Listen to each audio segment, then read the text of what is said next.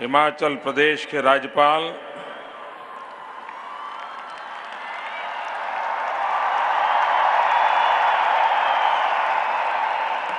श्रीमान आचार्य देवव्रत जी,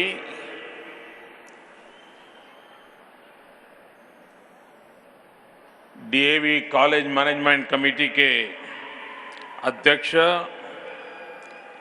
डॉक्टर पूनम सूरी जी और विशाल संख्या में पधारे हुए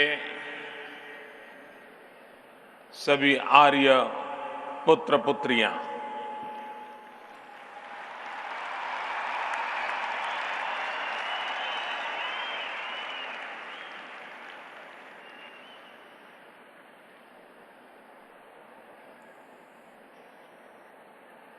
मैं आर्य समाज की इस महान परंपरा और उससे संबंधित सभी महानुभावों का हृदय से आभार व्यक्त करता हूं कि इस विशाल शक्ति स्रोत का, संस्कार की धारा का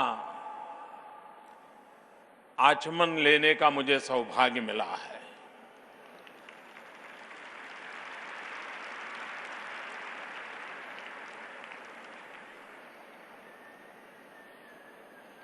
मुझे पूनम जी बता रहे थे कि आर्य समाज में दो मुख्य धाराएं पिछले 130 साल से चल रही थी।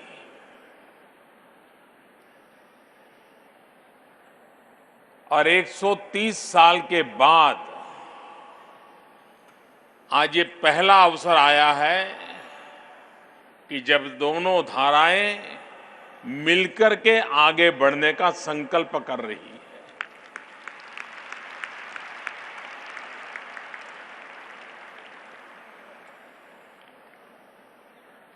ये बात मेरे लिए इतनी गौरवपूर्ण है, इतनी आनंददायक है, जिसका मैं शब्दों में बयान नहीं कर सकता।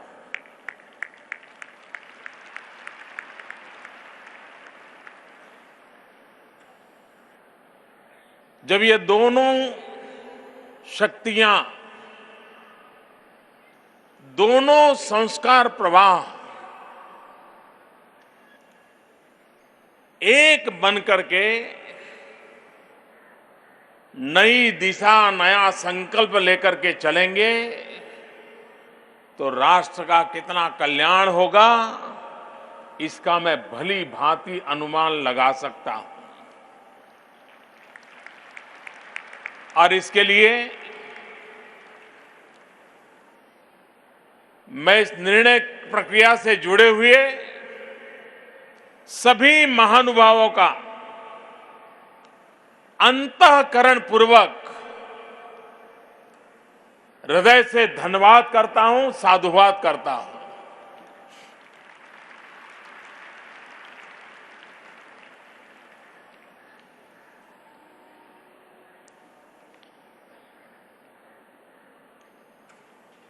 पूनम जी बता रहे थे कि गुजरात की धरती ने स्वामी दयानंद जी दिए,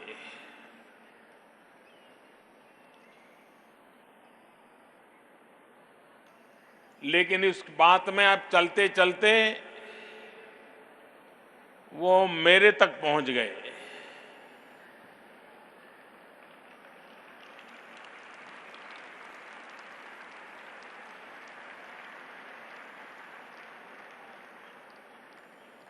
उस महापुरुषों के नामों की श्रृंखला में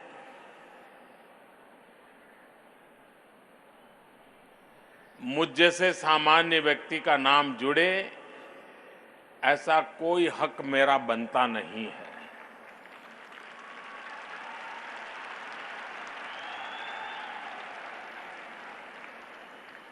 वो महापुरुष इतने बड़े थे, उनकी चरण रज लेकर के हम कुछ अच्छा पा सके, उनके आशीर्वाद मिले और हम सबको जिस समय जो दायित्व मिलता है उस दायित्व को पूर्ण समर्पण के भाव से हम निभाएं, यही शक्ति हमें मिलती रहे ताकि हम देश का अच्छा कल्याण कर पाए।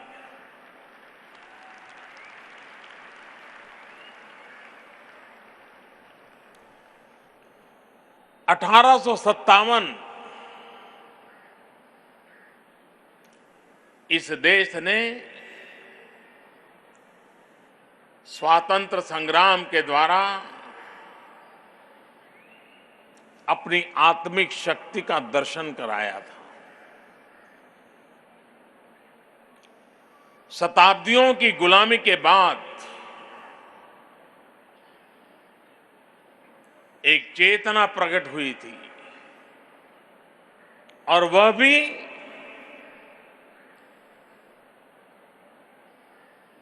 छुटपुट नहीं,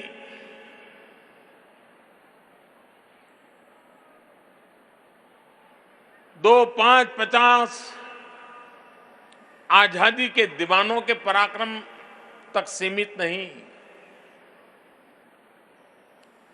एक प्रकार से पूरा देश उठ खड़ा हुआ था।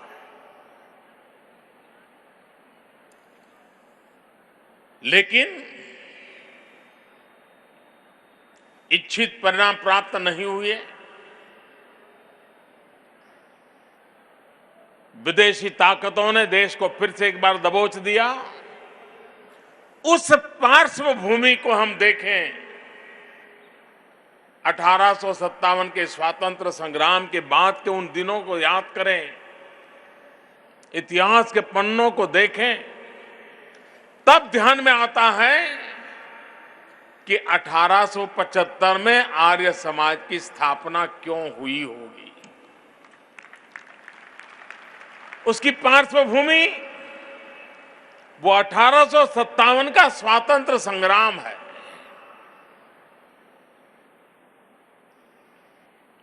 स्वामी दयानंद जी ज्ञान मार्ग के पुरस्कर्ता थे। वेद के प्रकाश में सत्य को पाकर के सत्य के प्रकाश को आने वाली पीढ़ियों को परिचित कराने का स्वामी दयानंद जी ने प्रयास किया था। वे स्वभाव से क्रांतिकारी थे और क्रांतिकारी होने के नाते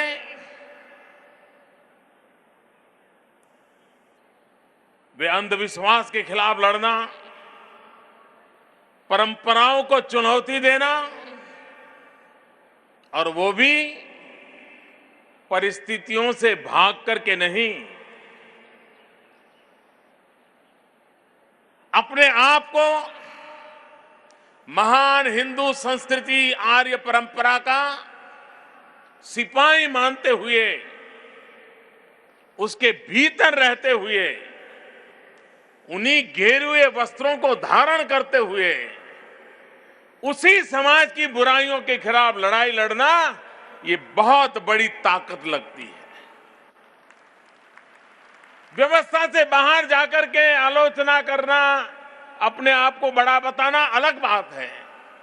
व्यवस्था के भीतर रह करके उसी परंपराओं का गौरव करते हुए जो काल बाह्य चीजें हैं उसको चुनौती देने के लिए एक अनन्य प्रकार की शक्ति लगती है, और उस शक्ति के स्रोत पूज्य स्वामी दयानंद जी थे।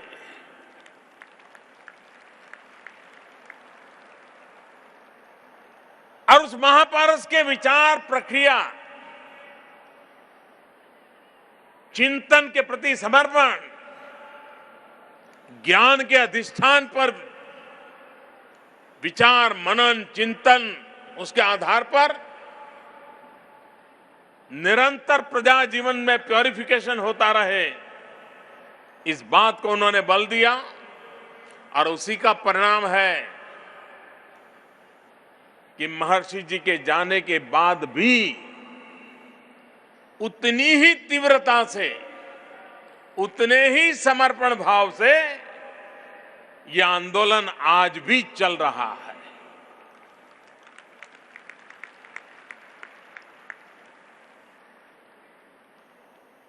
और इसलिए उस विचार बीज की वो ताकत है, उस विचार बीज का वो सामर्थ्य है कि उसके कारण आर्य समाज रूपी एक विशाल वटवृक्ष आज पूरे देश को छाया दे रहा है, हमारे सपनों को पनपने का अवसर दे रहा है, चुनौतियों से जूझने का सामर्थ्य दे रहा है। और इसलिए मैं आज इस महान परंपरा, महान संगठन, इस महान आंदोलन को नमन करता हूं और पूज्य महर्षि स्वामी दयानंद जी के चरणों में भी वंदन करता हूं।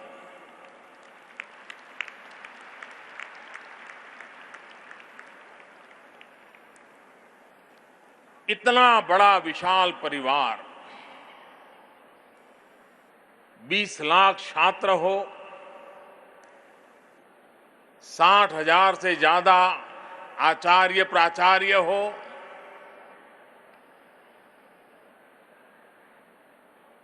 और जैसे पूनम जी बता रहे थे 2 करोड़ परिवारों से तो हमारा रोज का नाता रहता है,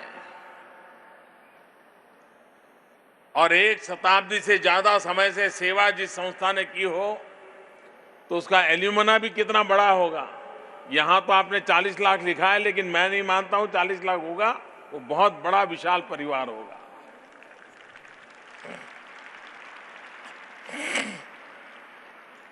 ये सब मिलकर के हर वर्ष एक विषय तय करें और पूरी शक्ति उस विषय पर लगा दें। आप देखिए नतीजे नजर आने लगेंगे, दुनिया को ध्यान आएगा। अगर डीएवी तय कर ले कि 2020 में जब ओलंपिक होगा तब डीएवी का छात्र गोल्ड मेडल लेके आएगा, मैं कहता हूं कर सकते हैं।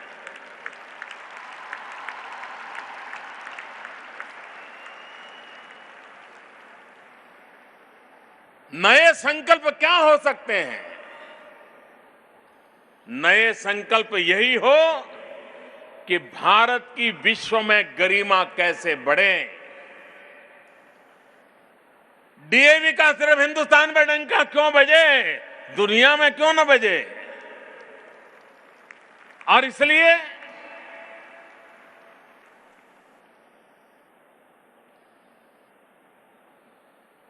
जब आर्य समाज को 150 वर्ष होंगे 2025 में, 1875 में प्रारंभ हुआ आर्य समाज, 2025 में 150 वर्ष होंगे। क्या अभी से गुरुकुल परंपरा हो, डीएवी हो, आर्य समाज की और संगठनाएं हो, ये कोई 5 सूत्री 10 सूत्री कार्यक्रम बना सकते हैं कि आर्य समाज के 150 वर्ष जब मनाएंगे तब तक हम 2025 तक ये जो हमारे पास 10-11 साल है, 8-9 साल है, उसका उपयोग इन बातों को हम परिणाम तक ला करके रहेंगे, ऐसा संकल्प किया जा सकता है क्या? और तब मैं मानता हूं स्वामी दयानंद सरस्वती जी को सच्ची श्रद्धांजलि होगी। और इसलिए अभी से एक रोड मैप बने। आर्य समाज को यह कहने की जरूरत नहीं है कि क्या करो क्या न करो, उनकी मूल धारा ही राष्ट्र के कल्याण के साथ जुड़ी हुई है। जिसमें भारत का भला हो उसी में आर्य समाज को भलाई दिखती है। और इसलिए भारत का भला और 21वीं सदी का भारत, 18वीं शताब्दी का भारत नहीं, आधुनिक भारत, वैज्ञानिक भारत, विश्व का नेतृत्व करने की सामर्थ्य रखने वाला भारत, उस भारत के सपनों को पूरा करने के लिए हमने अपने आप को तैयार करना होगा। उसी प्रकार से अभी पूनम जी मुझे बता रहे थे कि हमें एक काम दीजिए आप, और हम उसको करके दिखाना चाहते हैं। सामान्यतया ऐसे किसी फंक्शन में जाते हैं तो जो बुलाने वाले लोग होते हैं, बुलाते समय तो हमें बहुत बताते हैं कि आप बहुत बड़े आदमी हो, आप आइए, हमारी शोभा बढ़ेगी, हमारा ये होगा, हमारा वो होगा। और जब जाते हैं तो मेमोरेंडम पकड़ा देते हैं कि हमारे लिए ये करो, हमारे लिए वो करो। ये अक्सर हमारा अनुभव रहता है, और वो गलत है ऐसा मैं नहीं कहता हूं, स्वाभाविक भी है। लेकिन यहां मेरा अनुभव अलग हो रहा है। यहां मुझसे कुछ मांगा नहीं जा रहा है, मुझे कहा जा रहा है कि मोदी जी हमें कोई काम बताओ।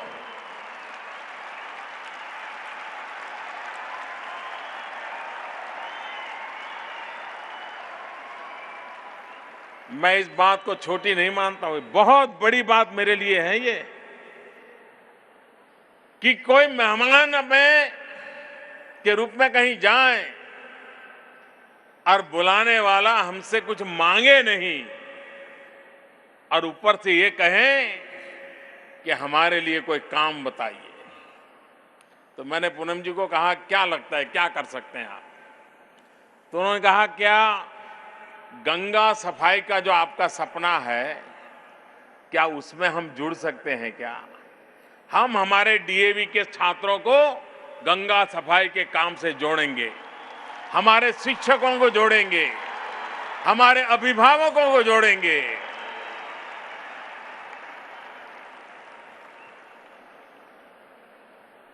गंगा सफाई का अभियान करते करते कई सरकारें आई और चली गई, पूरा नहीं हुआ। लेकिन आज मुझे लगता है कि गंगा सफाई होके रहेगी अगर मुझे ये साथ मिल जाए।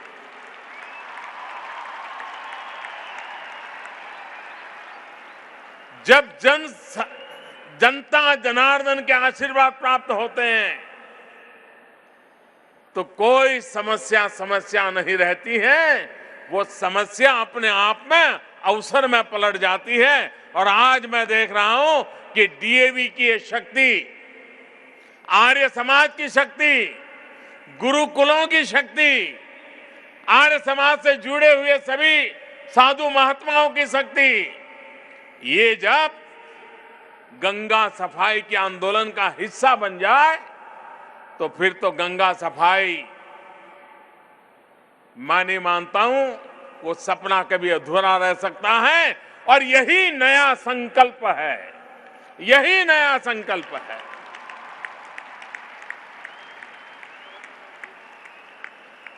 और गंगा साफ हो तो सिर्फ वहां पर जाने आने वालों के लिए या नजदीक में रहने वालों के लिए नहीं, पूरी दुनिया में हिंदुस्तान का गौरव बढ़ाने वाली वो घटना होगी। और एक काम हम शुरू करें, हम गंगा को गंदी नहीं होने देंगे। एक बार हम तय कर लें कि हम गंगा को गंदी नहीं होने देंगे तो गंगा में अपने आप ताकत है, सफाई तो वो अपने आप कर लेगी। आज मुसीबत गंगा की वो नहीं है, मुसीबत हम हैं जो उसे गंदा करते हैं। एक बार गंगा तट पर रहने वाले सभी एक बार संकल्प कर लें, गंगा के दर्शन के लिए आने वाले लोग संकल्प कर लें कि हम गंगा को गंदी नहीं होने देंगे, तो गंगा सफाई सफल होने में कोई कठिनाई नहीं आएगी, ये मेरा विश्वास है। और डीएवी का ये 2 करोड़ का परिवार, ये 2 करोड़ का परिवार लग जाए तो मैं नहीं मानता हूं कि हमारी गंगा अशुद्ध रह सकती है। और जब हम आर्य समाज के 150 साल मनाएं, तब हम इस भारत मां के चरणों में शुद्ध गंगा कैसे दें, साफ सुथरी गंगा कैसे दें, ये सपने लेकर के चले, ये मैं आपसे अनुरोध करता हूं।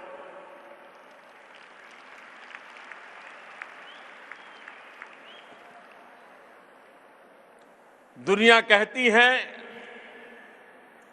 21वीं सदी एशिया की सदी है, कुछ कहते हैं 21वीं सदी भारत की सदी है।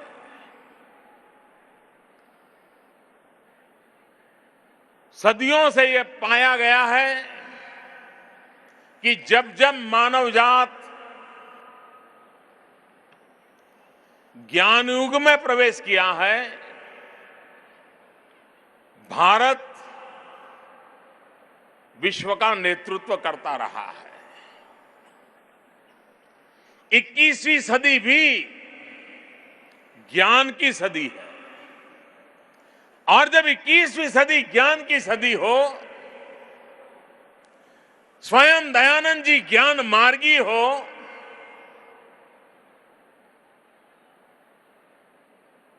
और भारत के अंदर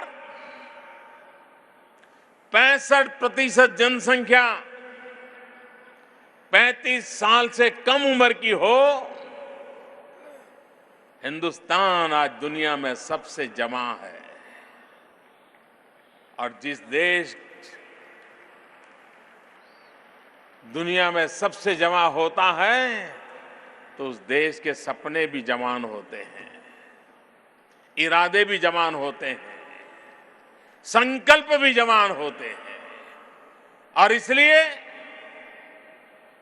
इस देश की युवा शक्ति जो आज मेरे सामने मैं देख रहा हूं, ये 65% जनसंख्या, ये भारत का भाग्य ही नहीं, विश्व का भाग्य बदलने के लिए ताकतवर है। और इसलिए हमारी कोशिश है कि हमारे देश की इस अमूल्य विरासत, ये अनमोल संपदा, इसको राष्ट्र के कल्याण के लिए कैसे लाया जाए, राष्ट्र को आगे बढ़ाने के लिए युवा शक्ति पर ध्यान केंद्रित कैसे किया जाए। और इसलिए सरकार ने कई महत्वपूर्ण निर्णय उठाए हैं। स्किल डेवलपमेंट, हम जानते हैं, हम ग्रेजुएट हो जाएं, अच्छे से अच्छे मार्क्स ले आएं, बढ़िया से बढ़िया इंस्टीट्यूट का सर्टिफिकेट हो, लेकिन जब समाज के अंदर पढ़ाई पूरी कर करके जीवनचर्या करने का प्रारंभ करते हैं, कहीं पर जाते हैं नौकरी पाने के लिए, उस नौकरी देने वाला पूछता है कोई एक्सपीरियंस है क्या। सबसे पहला सवाल पूछता है आपका कोई एक्सपीरियंस है क्या, और उसका जवाब हम नहीं दे पाते हैं। हमें ये पूछते हैं आपके पास सर्टिफिकेट तो है लेकिन कुछ और आता है क्या, तब भी हम मुंडी नीची कर देते हैं। हम नहीं चाहते कि हमारे देश का नौजवान इस प्रकार से अपने आप को बिन उपयोगी समझने लग जाए। तो उसके हाथ में सर्टिफिकेट होना काफी नहीं है, उसके हाथ में हुनर होना आवश्यक है। और इसलिए हमने स्किल डेवलपमेंट का अभियान चलाया है। देश के नौजवानों के पास कोई न कोई हुनर होना चाहिए और अपने पैरों पर खड़े रहने की उसमें ताकत होनी चाहिए। और मुझे विश्वास कि हमारे देश के नौजवानों को अगर सही अवसर मिल जाए तो वो परिणाम प्राप्त कर करके ले सकते हैं, दे सकते हैं। और पूरे देश में स्किल डेवलपमेंट का अभियान चलाया है। हमारी सरकार बनने के बाद स्किल डेवलपमेंट अलग मिनिस्ट्री बना दी गई, अलग बजट निकाला गया, अलग अफसरों की फौज लगा दी गई, ताकि हिंदुस्तान के कोटि कोटि नौजवानों को स्किल डेवलपमेंट का लाभ मिले। और आने वाले दिनों में 2030 में दुनिया के हाल ये होने वाले हैं, कई देश ऐसे होंगे कि जहां पर नौजवान ही नहीं होंगे, सारे बूढ़े बूढ़े परिवार ही रहते होंगे, ऐसी स्थिति आने वाली है। सारे दुनिया को एक वर्कफोर्स की जरूरत होगी, और दुनिया को जो वर्कफोर्स की जरूरत है, वो वर्कफोर्स सप्लाई करने की ताकत अगर किसी में होगी तो हिंदुस्तान में होगी। और हमारा हिंदुस्तान का नौजवान अपने बलबूते पर दुनिया का भाग्य बदल दे, ऐसे दिन आने वाले हैं।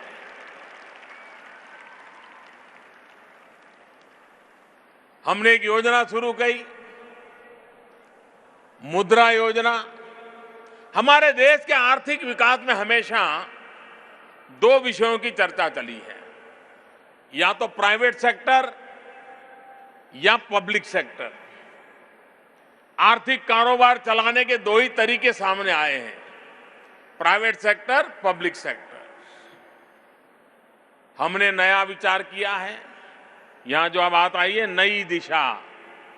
हमने कहा प्राइवेट सेक्टर उसका अपना काम करे, पब्लिक सेक्टर अपना काम करे, फले फूले बहुत आगे बढ़े, लेकिन देश को आगे बढ़ाने के लिए एक तीसरे सेक्टर की जरूरत है, और उसको हमने कहा है पर्सनल सेक्टर। हर व्यक्ति में वो सामर्थ्य हो, अपने बलबूते पर खड़ा रहे, और वो जॉब सीकर न बने, जॉब क्रिएटर बने। 2 को, 5 को, 7 को वो रोजगार देने वाला बने। और इसलिए हम वो एक ताकत खड़ी करना चाहते हैं।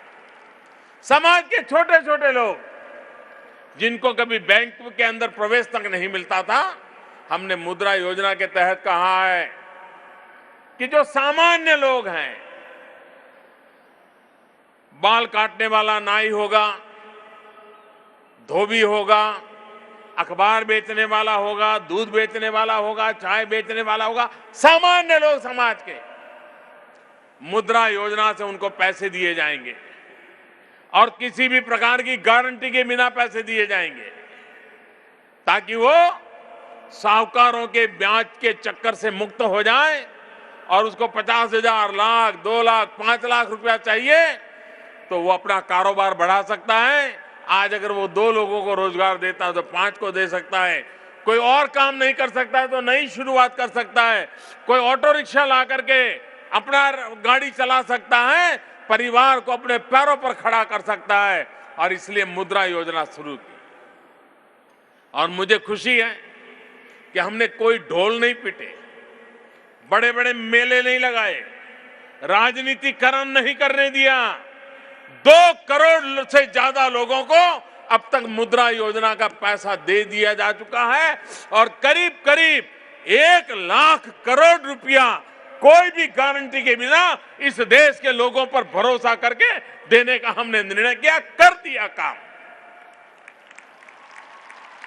वो देश की आर्थिक स्थिति को चलाएंगे। हमारी सरकार की नई दिशा यही है कि हम सामान्य मानवी पे भरोसा करते हैं। हिंदुस्तान की सरकार हिंदुस्तान के नागरिकों पर आशंका करे, ये दूरियां मिटनी चाहिए। और हमने तय किया कि हम नागरिकों के प्रति विश्वास करेंगे, भरोसा करेंगे। आपको पता होगा, यहां जो टीचर बैठे होंगे उनको तो बराबर याद होगा, पढ़ाई आप करें, मेहनत आप करें, रात रात जाग करके पढ़ाई आप करें, परीक्षा आप दें, मार्क्स आप लाएं, पोजीशन आपको प्राप्त हो। लेकिन जब कहीं नौकरी चाहिए, सरकार में अर्जी करनी है, तो आपका सर्टिफिकेट तब तक नहीं माना जाता है जब तक उस नगर का कोई राजनेता उस पर थप्पा नहीं मारता, सर्टिफाई नहीं करता, तब तक वो आपका सर्टिफिकेट नहीं माना जाता। ये नागरिकों के प्रति इससे बड़ा अविश्वास क्या हो सकता है। हमने आकर के निर्णय कर दिया कि ये सर्टिफाई करने के लिए किसी के पास जाने की जरूरत नहीं है। आप अपना सर्टिफिकेट जेरॉक्स करके भेज दीजिए।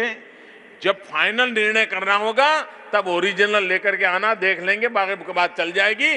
नागरिकों पर भरोसा करना चाहिए। वैसा ही भरोसा हमने मुद्रा योजना में किया। कोई गारंटी नहीं, ले जाओ भाई करके जाओ। और मेरा मत है, सामान्य मानवी, गरीब आदमी ब्याज समेत पाई पाई चुकता कर देता है और समय से पहले चुकता कर देता है, वो कभी पैसे डुबोता नहीं है। और मैंने गरीबों की अमीरी को देखा है, अमीरों की गरीबी भी देखी है,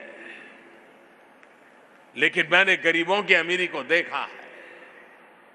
जब हमने प्रधानमंत्री जनधन योजना की और लोगों को कहा था जीरो बैलेंस अकाउंट खुलेगा, एक पैसा नहीं दोगे बैंक अकाउंट खुलेगा, क्योंकि मेरा इच्छा थी कि हिंदुस्तान के गरीब से गरीब व्यक्ति का भी बैंक के ऊपर हक होना चाहिए।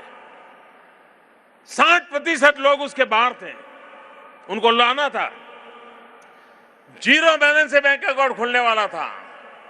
लेकिन आज मैं गर्व से कह सकता हूं कि सरकार ने तो मुफ्त में खाता खोलना तय कर दिया था, लेकिन हमारे गरीबों की अमीरी देखिए, उन्होंने कहा नहीं हम मुफ्त में नहीं करेंगे, 5 रुपया 10 रुपया भी रखेंगे।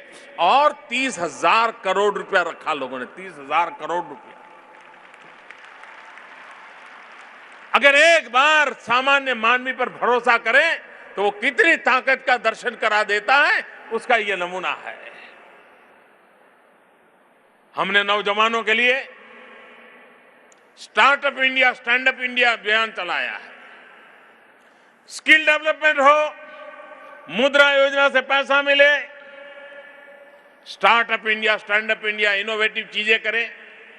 खास करके हमारे दलित भाई बहन, हमारे शेड्यूल्ड ट्राइब के भाई बहन, आदिवासी भाई बहन, वो भी अपने बलबूते पर, अपने ताकत पर आगे आए, उसके लिए सरकार ने मदद करनी चाहिए।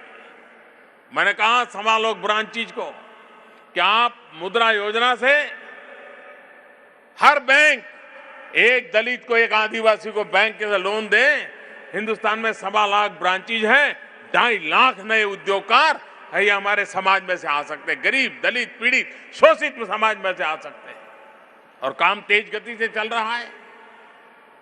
हमने startup India, stand up India के द्वारा देश के नौजवानों को आह्वान किया है कि नई तरीके से कुछ करने का माजा रखिए। आइए, सरकार आपके साथ खड़ी रहेगी और हम दुनिया में के अंदर एक स्टार्टअप कैपिटल के रूप में बलबूते पर आगे बढ़े, ताकि हमारे नौजवानों को अवसर मिले। एक के बाद इस प्रकार के कार्यक्रम, जिसके कारण समाज सशक्त हो, परिवार अपने पैरों पर चल सके, इतनी ताकतवर हो, परिवार के सपने पूरे हो, उन बातों को लेकर के आगे बढ़ रहे हैं। आज देश, सारी दुनिया ने माना है, चाहे वर्ल्ड बैंक हो, IMF हो और भी कोई संगठन हो, हर किसी का कहना है कि दुनिया पूरी आर्थिक संकट से गुजर रही है, एक अकेला हिंदुस्तान आज पूरे विश्व में आर्थिक रूप से तेज गति से आगे बढ़ रहा है।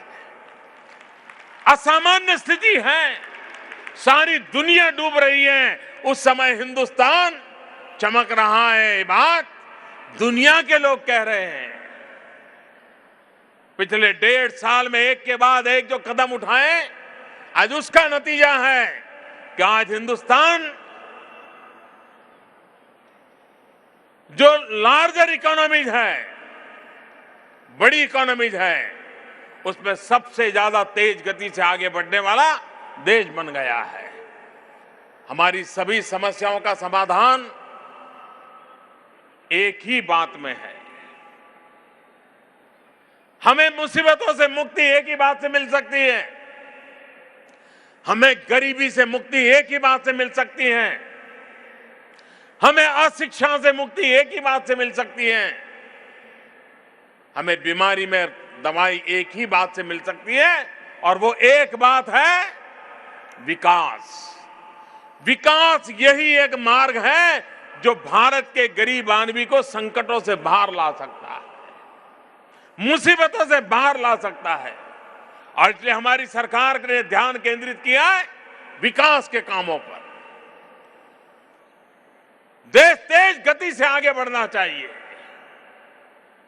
कृषि में विकास हो, गांव का विकास हो, शहरों का विकास हो, गरीब को रोजगार हो, इन बातों पर हम बल दे रहे हैं और आज उसके अच्छे नतीजे दिखाई देने लगे हैं। और आज मैं जब आपके बीच आया हूं और आप वो लोग हैं जो समाज के लिए कुछ न कुछ करने के संस्कार से जुड़े हुए हैं, जो भी सात्विक शक्तियां हैं उन्होंने आज प्रखरता से काम करने की आवश्यकता है। जितनी सात्विक शक्तियां एक बन करके प्रखर होकर के आगे आएगी, इस देश को रोकने के सपने देखने वालों के सपने चूर चूर हो जाएंगे। इसी संकल्प को लेकर के आगे बढ़े।